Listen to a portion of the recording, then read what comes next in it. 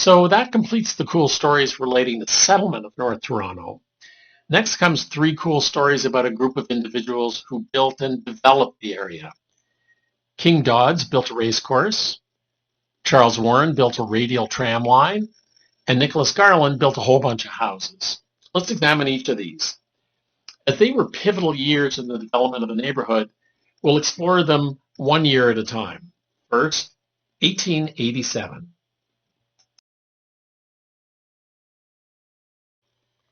This is a picture of Edmund, or E. King Dodds. He was a developer extraordinaire, and he left a legacy near the Glenview Parkette, which deserves much better recognition than it's received to date.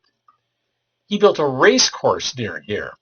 Let's try to deduce together where exactly it was located. Here's Burke's Brook.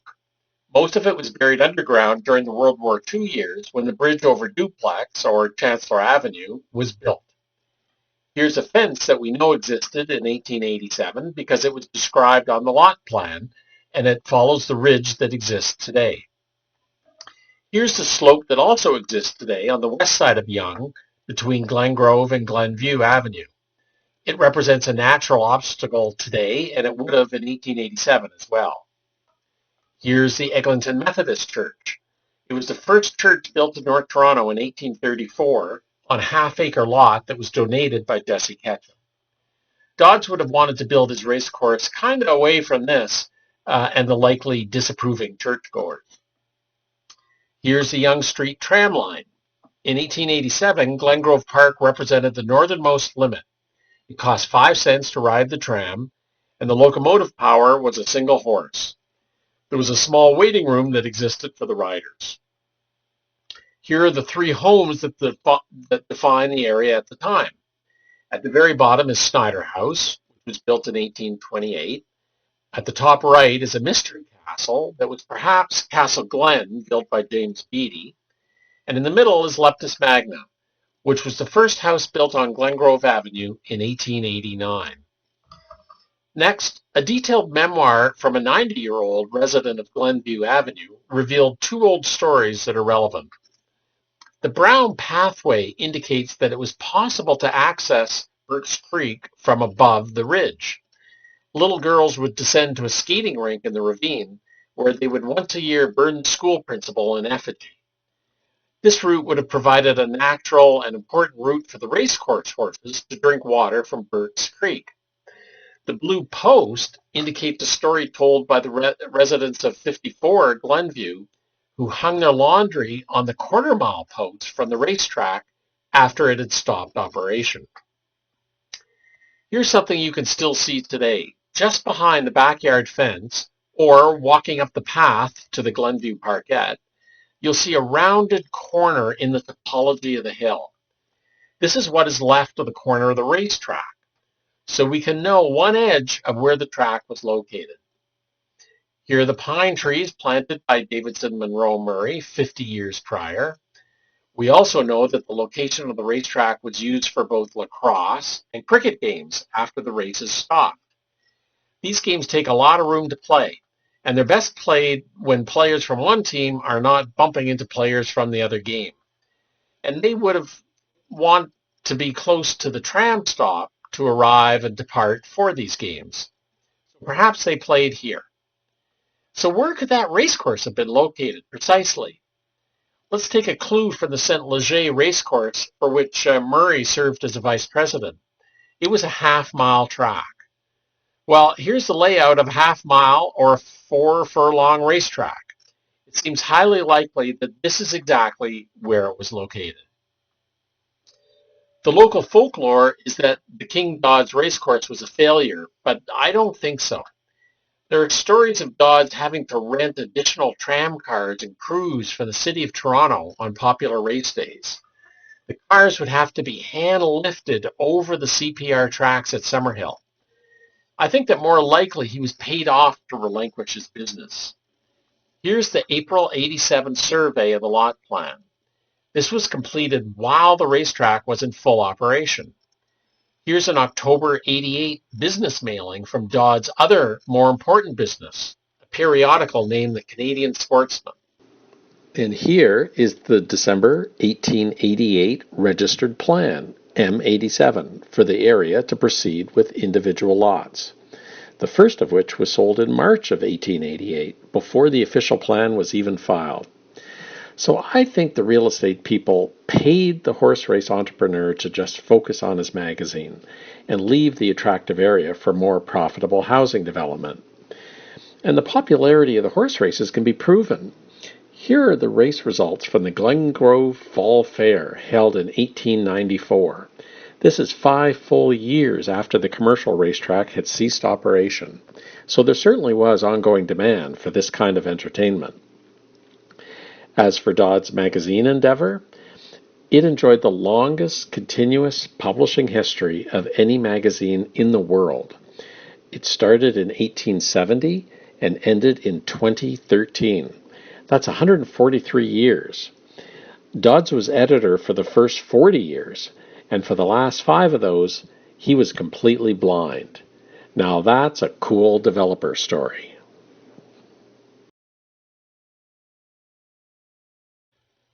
Now let's explore 1888. To provide some relevant background, let's examine first what amused the people of the time. They didn't have TV or the internet, so what'd they do with their time anyway? Well, they went to parks, just like Glengrove Park with the Dodds racetrack in North Toronto, which would be like visiting Canada's Wonderland today. Here you can see 2 of the more popular parks that Toronto residents would visit: Hanlon's Point on Toronto Island and Sunnyside Park on the lakeshore. Canada's first amusement park was built in 1843 on Toronto Island. The C&E opened on the mainland 35 years later in 1879, and 3 years after that, it was the first in the world to be lit by electricity, so that closing time could be extended. Just 6 years after that, great fun could be had on a roller coaster, as 9 unlucky riders discovered to their horror as they were ejected onto barbed wire. 1888 was a thrilling year for amusement parks. The first religious campground was built at Crystal Beach, and it lasted for over 100 years.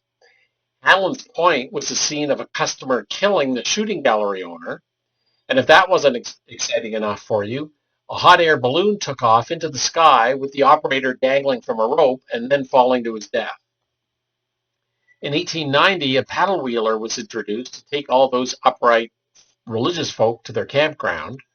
On the first day, they couldn't disembark because the paddle wheel was on the wrong side of the boat. And in 1894, a nude beach was started, which lasted until the 1930s. So there was actually a lot of dramatic things to do in this era.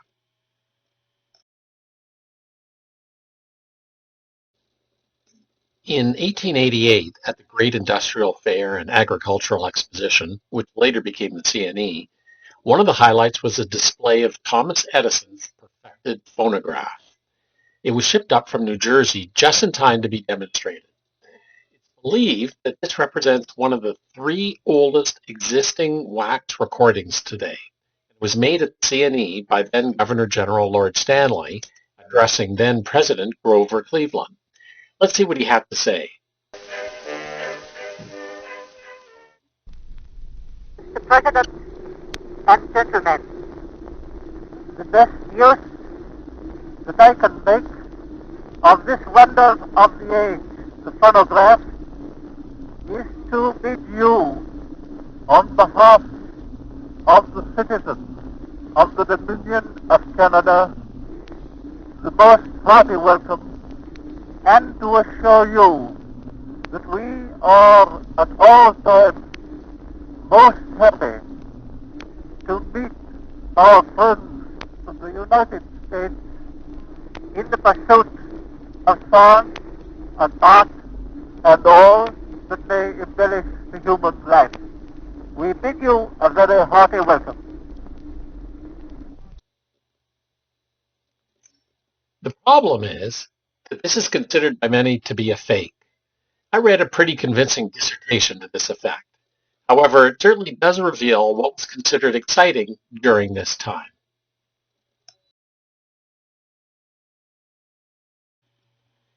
When I took history in high school, we were always told that the making of Canada was an East-West affair. the CN and CP rail network created and united the country. Well, as it relates to North Toronto, the rail part remains true, but the orientation is different. North Toronto history is a north-south affair. Here you see the maps of the steam locomotive network extending to Collingwood and Muskoka on the left, and the electric radial tram line up to Lake Simcoe on the right. Let's simplify and just focus on the run from Toronto to Richmond Hill. For the vast majority of the 1800s, you'd just hop onto a stagecoach. As we saw with James Beattie earlier, if you wanted to drive your own cart into town for the 13 years starting 1850, you needed to pay a toll. And as you see, plenty of people did just that. But the steam train changed everything starting in 1853. It was the first railroad in any British colony. Beattie's toll monopoly took a shellacking immediately. People could now ride the Ontario, Simcoe, and Huron Railroad, which was affectionately called the Oats, Straw, and Hay. For shorter distances, new competition started in 1887 with the introduction of the Metropolitan Electric Tram Line on Yonge Street. This is the one that would drop people off at the Dodds racetrack at Glengrove Park. This reduced the drive time to Richmond Hill from 3.5 hours in a stagecoach to just 45 minutes by radial tram. This was the first use of this technology anywhere in the Dominion of Canada, and it preceded usage in the city of Toronto by 2 years. And guess what? No more stagecoaches. Into the new century, there were groundbreaking new technologies introduced every year. Edison's phonograph was just the beginning. The horseless carriage arrived in 1904 and provided the most personal transportation option, and this continues to this day. Even as the car became the number one go-to transportation solution through the 1900s, the older options didn't just disappear. The Metropolitan Tram Line evolved through several different management regimes, and the same routes are serviced today by a GO train. Similarly, the railway retreated from servicing many communities like Collingwood in deference to personal automobiles, but you can still ride a GO train to Barrie using the same routing as the original Oats, Straw, and Hay locomotive. Back to Lot 4 West in Glengrove Park. Here's what you'd see if you stood on the street corner for 2 decades. First, the horse-drawn carriage, then the electric radial tram line, and then fancier rail cars to ride on. Based on this new service, commuting was born.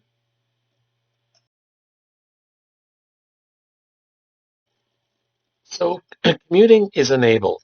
Here's a 1914 route map for the Metropolitan line. In the top graphic, it extends from Glengrove to Richmond Hill. In the bottom graphic, you can see that it takes just 45 minutes to commute from the starting point of Summerhill all the way to Richmond Hill. Hell, I don't think you can get there that fast today. And in 1888, this was truly life-altering. Here's 3 newspaper clips from that time. The Liberal in 1892. Rapid transit along Yonge Street would help to draw population to the north and promote settlement, not only at Richmond Hill, but at Thornhill, Newtonbrook, Willowdale, Lansing, and York Mills. These are just the names of local malls today, but back then they were real towns. For some people, these notions seem to have about as much chance of success as populating the Arctic. The Arctic's a great metaphor, since Richmond Hill would have seemed like the great faraway north to anyone living in downtown Toronto at the time. The York Gazette, 1896.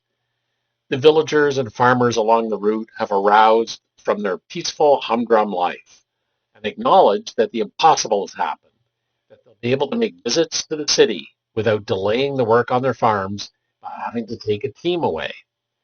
The major advantage of the time wasn't that the northern townsfolk would now come to the city to see the opera, it was that disruption to their farm chores was minimized.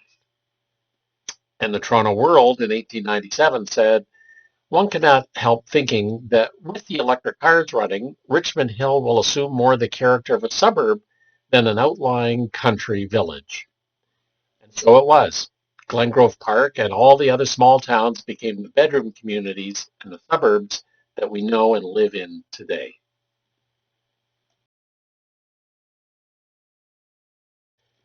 With the context of commuting explained, it's now time to talk about the second developer extraordinaire, Charles Warren. Here's a map of the Glengrove area from 1888, but with the modern street names superimposed on top. The green commuter line is the Metropolitan Radial line coming up from Summerhill, depositing city folk for their picnic, or in the reverse direction, taking locals into the big city to the south. There were over 130,000 people living in the city of Toronto at the time, and they were all just one nickel away from a visit to Glengrove. Shown with red dots are the homes that existed at the time. A few houses on Blythewood, or Victoria Avenue, as it was called at the time, were built immediately after the first horse-drawn radial stop was built at Glengrove. West of Yonge was Snyder House and the Beatty Homestead. You'll recall the pine trees and the racecourse as shown here. So Lot 4 West was primed for development. It really wanted to be a housing subdivision, and hence the formation of Glengrove Park. It just made sense to develop this piece of land that was so near to the backbone of Yonge Street. But who should do this? Well, you don't have to look too far. Take a peek just on the other side of Yonge Street on Lot 4 East. 3 landed gentry owned this property: Charles Warren, Nicholas Garland, and Robert Simpson. Yes, that Robert Simpson of Simpson Store fame. And Nicholas Garland we'll talk about more as the third important developer. But right now, it's Charles Warren who we'll focus on.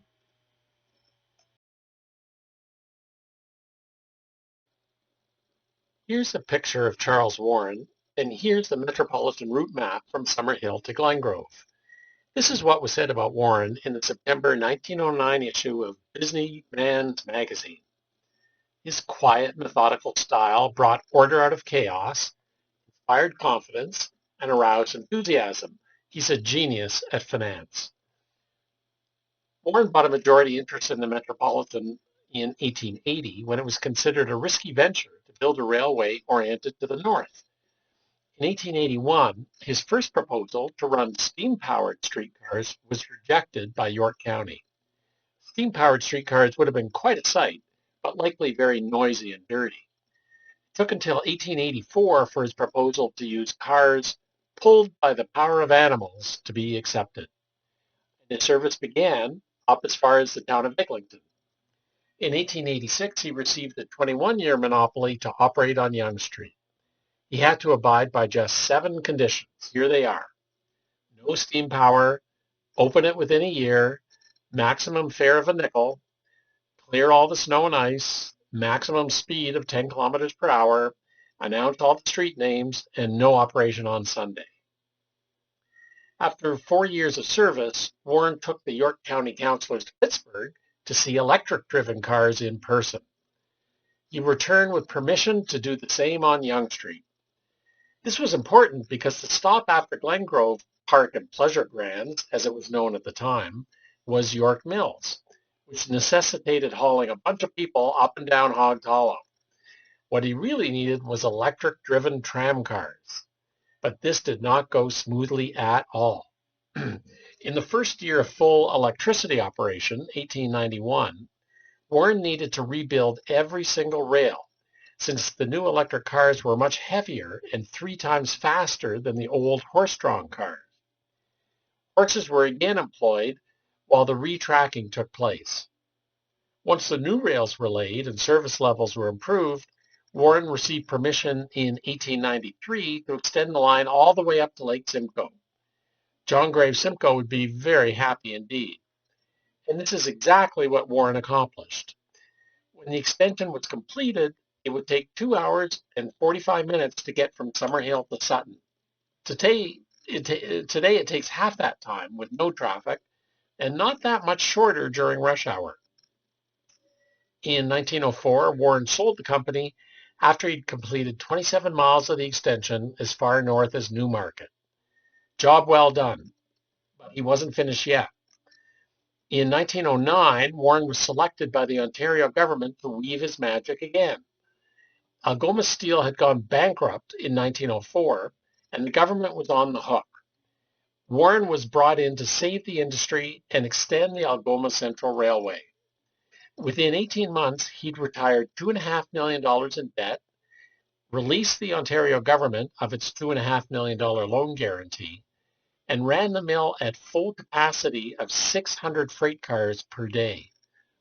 In doing this, he traveled 30,000 miles in 9 months, bouncing back and forth from the Soo to Philadelphia and New York. You think this was easy in 1909?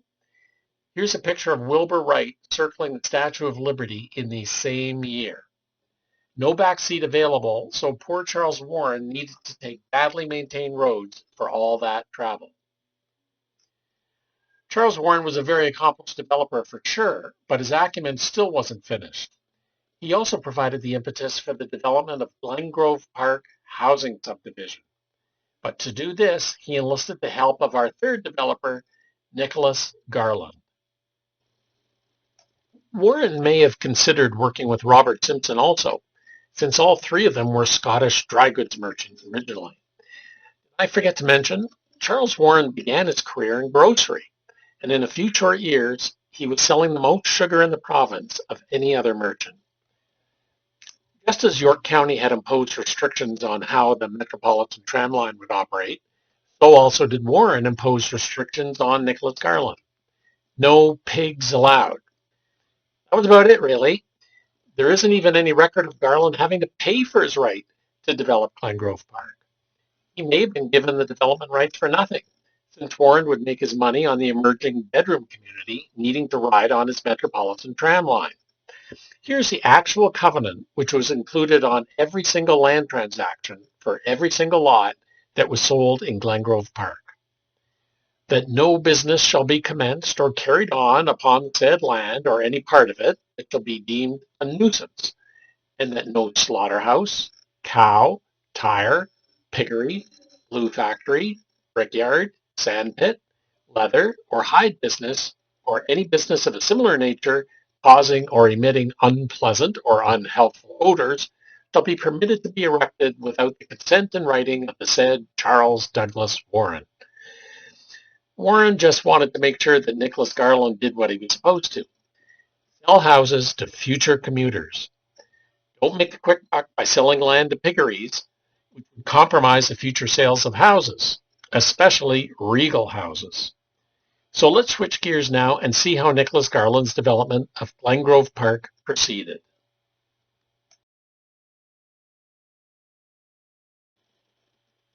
Here's a picture of Nicholas Garland. He had long, curly white hair and a long, flowing white beard. Almost everyone called him Santa Claus. Below is a picture of 117 Glengrove, which his son, Young Neck, designed as the architect. Garland's great-grandfather was Colonel Garland, who served with General Burgoyne at the surrender to American troops in Saratoga.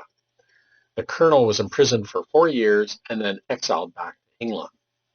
The colonel's son, however, returned to Canada with 14 children in tow. And the transition must have been stress-free because they had another 2 children once they had landed in Ottawa. Garland had many business interests besides land development. He ran a successful dry goods store for over 15 years, and he owned a gypsum or plaster mine near Caledonia.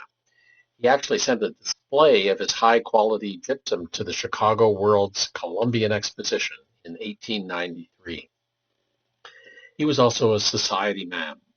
The 1913 Society Blue Book of Toronto indicated that he receives on the second and third Thursday and belongs to clubs 33 and 37. For instance, Garland served as honorary president of the Lawrence Park Lawn Bowling Club. How would you know if you didn't own the book? His wife Jenny served as counselor in the Imperial Order of the Daughters of the Empire, of which Mrs. Gooderham was president, don't you know? Besides the housing development of Glengrove Park, he was also a primary developer of Teddington Park and a subdivision in Portage la Prairie. He can fairly be considered a co-founder of Lawrence Park as well. He bought Lot 4 East in 1884 and lived on the property until 1912, when he took back a mortgage for $250,000, enabling the creation of Lawrence Park Estates. He allowed weekend Girl Guide camping in one of his barns, and the novel Joan of Glengarlyn was published in 1934. The ceiling joist in the basement of the Sign of the Skier is a beam from that very same barn.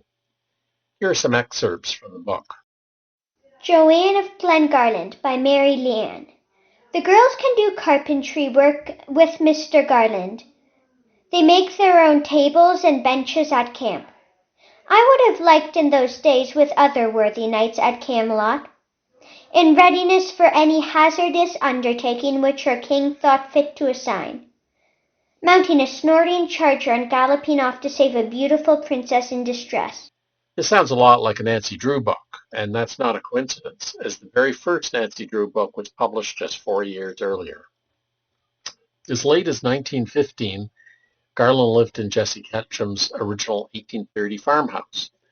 The Globe described it as a perfect aviary of rare pheasants with a stable full of beautiful horses. But let's focus now on the housing development of Glengrove Park. So Nicholas Garland had to build a bunch of houses. No piggeries, just houses. But what kind of houses to build?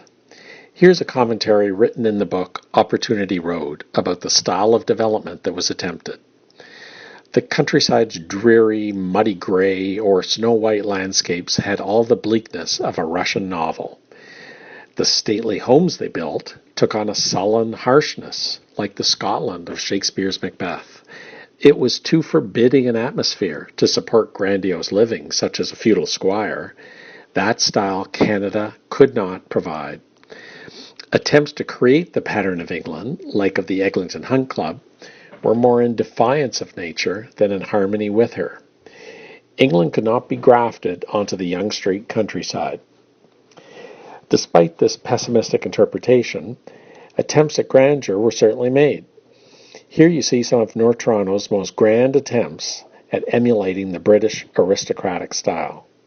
In chronological order, that would include Castlefield, a home that bankrupted its owners based on a bad political bet; Kingsland, the architectural style from Mars; Castle Glen, which has never been successfully identified, but could certainly have been this James Beattie summer residence; Beaver Hall, or Annesley Castle, whose front driveway started right at the corner of Glengrove and Heather Streets; the Eglinton Hunt Club, which moved to North Toronto in 1919. Every aristocratic neighborhood needs a lodge to relax in after hunting foxes. And oh yes, there was that other castle south of Eglinton. Let's see what Nicholas Garland actually built and sold. This is an 1890 Godes Atlas map. All the white houses are lot allocations with houses not yet built or sold. In 1889, 4 sales were made, 2 houses and 2 vacant lots. In the following year, 7 houses were built and sold, and 1 right-of-way was sold to Robert Simpson for today's equivalent of $1 million. Perhaps he wanted to build a Simpson store at the corner of Avenue Road in Glengrove. Here's a floor plan for Annesley Castle. This is how it was described in Construction Magazine in 1909. Large reception hall, beamed ceiling of Flemish oak, music room, conservatory, maid sitting room, wood wainscoting to a height of 7'6", built-in wardrobes, servants' rooms, and the location of the bathrooms is noteworthy, as it gives each of the main sleeping chambers the immediate advantage of this desirable feature. This was definitely aristocratic design. The big empty Lot A that you see on the map is what was left of the original accumulative farmhouses and barns from the McDougalls, Murrays, Nantons, and Beatties. These were excluded from the Metropolitan Purchase by Charles Warren. They were all destroyed in 1908 to make way for the building of Annesley Castle. We have another local memoir from Alma Park of 99 Glengrove, who kept her pony on this Lot A when she was a young girl, when it was called Pindar's Farm. This all represented the echo of prior ambition.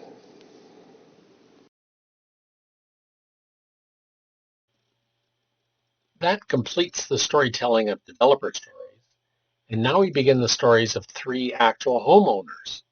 Up until now, the property was just an idea, or a lot, or a development plan. Now it become bricks and mortar. Let's examine three owners of 97 Glengrove Avenue West, starting with James P. Craig.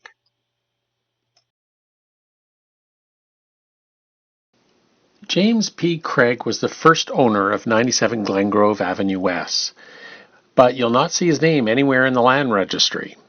You will see him listed as a commissioner, COM, working for Craig Elevator Works in the 1890 Caver Hills City Directory. At this time, he was boarding at Walker House. This was a posh businessman's hotel at the corner of Front and York Streets. It doesn't exist today. While 97 Glengrove was being built, he resided here.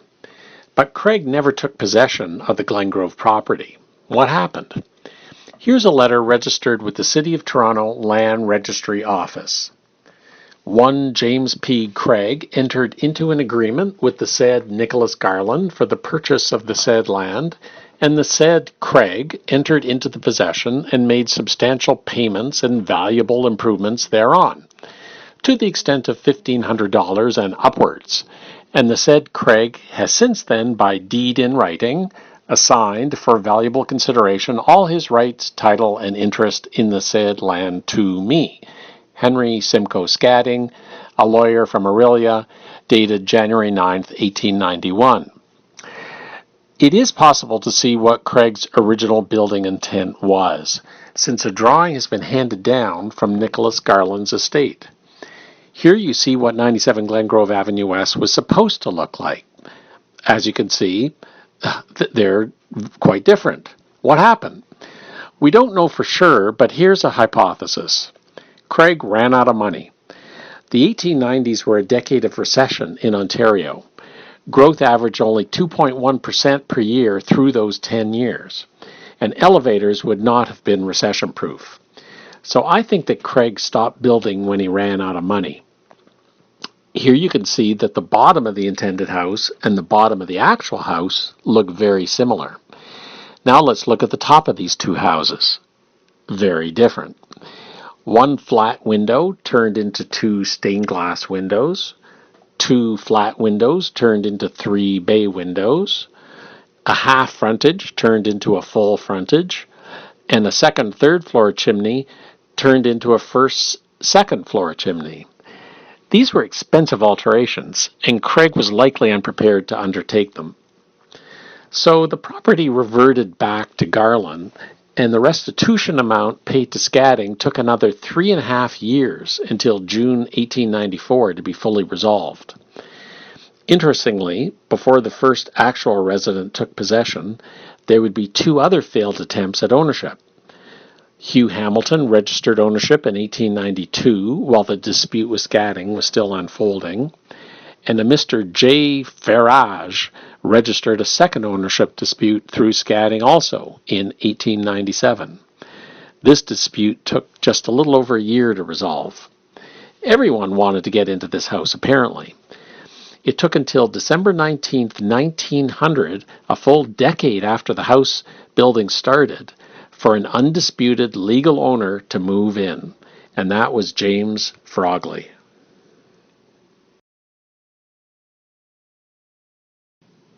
James Frogley took possession of 97 Glengrove just before Christmas in the year 1900. That must have been tough for him, since his business enterprise wasn't elevators, but baking. Since 1885, he operated a confectionery and bakery store on Yonge Street, just opposite what is today the Central Library. Here's a picture of Frogley's bread business taken in 1890.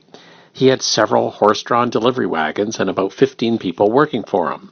He sold his baked goods up and down Yonge Street. His name can be seen still today on top of the building. For many years, this building was the home of the cookbook store. Interestingly, one of his employees was George Weston, who learned the bread business here. He joined at the age of 12. He must have learned his craft well, as he went on to build the successful Weston bread empire.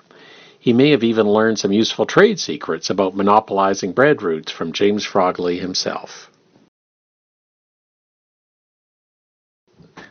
Let's tell our last homeowner cool story. Edna and Melville Waddington. This couple lived in 97 Glengrove for 30 years, from 1914 to 1944, just in time to experience 2 world wars. This story will be told in the form of a poem read by my mom, a 1950 graduate of North Toronto Collegiate. 'Twas the night before voting. 'Twas 1917. Voting was only for men, but in April that year, women too got the pen. By 35, voting habits had changed, and voters' lists were all neatly arranged. At 97 Glengrove, the voters were ready. Melville and spouse would hold their hands steady.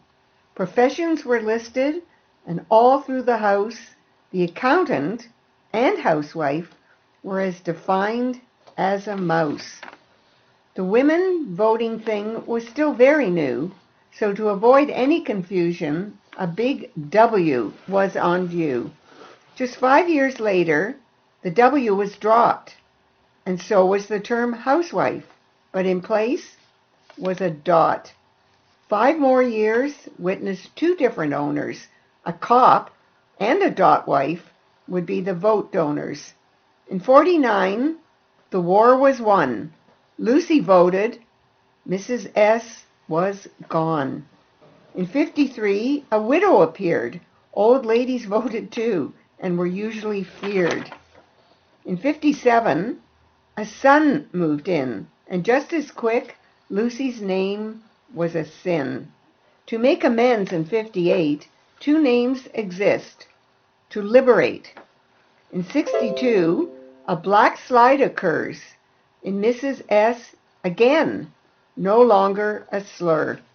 In 63, women's lib had arrived, and Lucy's name came first. What a surprise. So onwards and upwards, these rights were enshrined.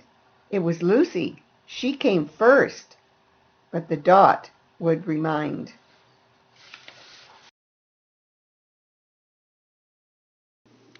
Government recognition of the role of women in society certainly changed during the Waddington ownership years. Here are all the professions listed in 1935 on the official list of electors page that included 97 Glengrove. There was a lot of choice for men, including some cool jobs like gentleman and traveler. Women could work in one of 3 allowed jobs that were not paid, or they could choose to work in one of 4 allowed jobs that were paid. As you can see, the vast majority of women in 1935 made the choice not to be paid. Let's move forward a few years. What year do you think was the last year that spinster was listed on the official Canadian list of electors?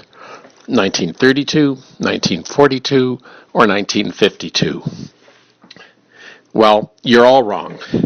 The correct answer is 1962. Here's the listing for Ethel and Nellie Duncan, who lived at 103 Glengrove in 1962. Hey, George, the 2 spinsters from 103 finally showed up to vote.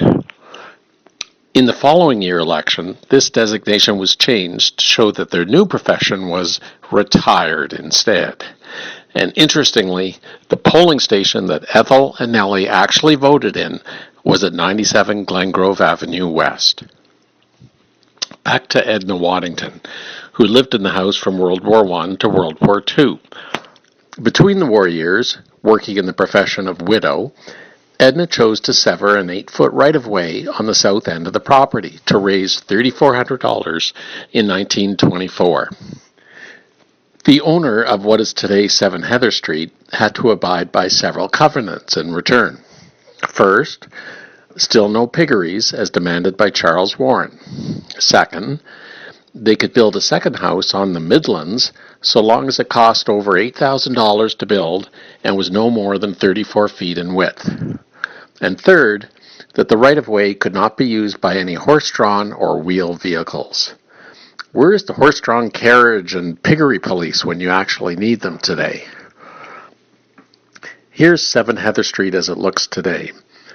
In the North Toronto Historical Society Fall Walk of 1992, It states that this house used to be the coach house for 97 Glengrove.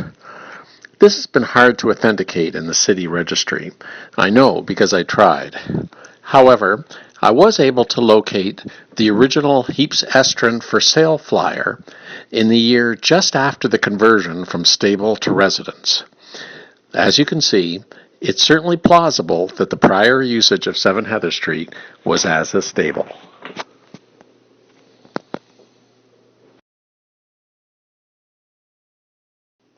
So, in conclusion, there have been many different people from many different places and many different times that have made contributions to our home. From the early colonizers of the Wyandot, French and British, thank you for discovering the area. To the early settlers that included John McDougall, the Barbados Gentry, and James Beatty, thank you for clearing the area. To the early developers that included King Dodds, Charles Warren, and Nicholas Garland, thank you for building the area. And also the earlier owners of the bricks and mortar residence, including James Craig, Charles Frogley, and Edna Waddington. Thank you for making your home in this area. These cool stories would not exist and would not survive were it not for 3 important things. The past, the stuff people did, with special thanks to all those people mentioned, and also all those other stories not yet told. The present, the stuff people do, with special thanks to the many community organizations that are dedicated to providing a strong voice for the preservation of historical assets. And the future, the stuff people will do, with special thanks to you, the audience. Without your engagement, historical stories like these just told will dissipate into the mists of time. So for however you choose to assist this effort, thank you in advance for helping to protect our communal historical heritage.